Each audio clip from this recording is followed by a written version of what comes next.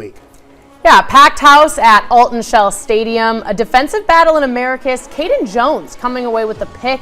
Turnover on downs with 6 minutes remaining in the first half. Yeah, this defense for Sumter has been good all year. They were good last year. They did it again this year. Special defense. Sumter looking to capitalize on Carver's mistake, and they make a mistake of their own. The Tigers get on the board first with a safety. Anytime you play in games like this, turnovers are going to hurt you. It happened last year. It happens again this year. 2-0, your score at the break. Freshman Zach Watts takes the punt well into Panther territory. That's no problem when your defense is as stout as this one.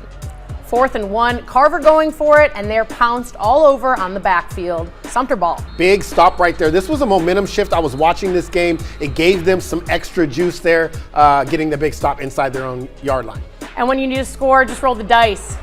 Jacques dice, slicing and dicing all the way into the end zone. The first touchdown of the night. Panthers on the prowl, their first lead of the night. Yeah, you would think it would come from Amari Woodard or maybe Aiden Robinson, but no, it's Dice. They just fought all night. This was one of those tough, gritty games. And from one freshman to another, Carver answers with this pass to Mart Sears. Yeah, this one, just a blown coverage there, and it was a big-time play for them with just under 7 minutes to play. One last chance for the home team. The pocket collapses and the ball pops out, and that's all she wrote. Sumter falls in a heartbreaker, 8-7. 8-7, that is like a baseball score. Let's go out to Americus right now where Morgan Jackson joins us. Morgan, let's just say this was a tough battle for Carver and Sumter. What was the biggest takeaway from this game? Yeah, in this game last season, Sumter had 5 turnovers. At practice this week, Coach Rogers preached limiting mistakes and limiting turnovers. He said it so much so to when I was asking him questions, I said, Coach, besides that, what does your team have to do tonight? He ingrained it in my head so much that was in one of my keys to victory for this team tonight. It was start fast, limit turnovers, and play mistake-free football. Unfortunately, the last mistake was just a nail in the coffin for this team, and I spoke with Coach about it after the game.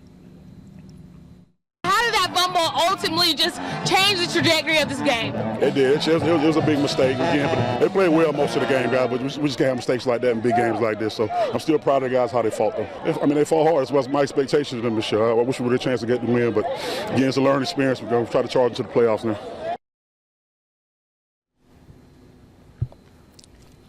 Yeah, charge it to the playoffs. The Sumter County Panthers haven't been shy about their goal of wanting to make it to game 15 this year. To hold the reigning state champs to just 8 points, a team that is averaging 51 points a game, came into this one averaging 51 points a game, falling to them by just 1 point. They're on the right track to go to Mercedes-Benz Stadium. Morgan, I would argue now, looking back, the biggest play of the game is the safety. That's the difference in this ball game. They each score 1 touchdown. It was sloppy early, a lot of it due to the weather. Did that play an impact on kind of how this game played out, in your opinion? I think it definitely played a factor for Carver for sure. Their running back, the freshman who scored, he was running, not the freshman who scored, but actually the running back who had the big punt return. He was running all over this team. You even saw it with the quarterback. He just really couldn't get things going like he would have liked, just falling all over. It was a sloppy game.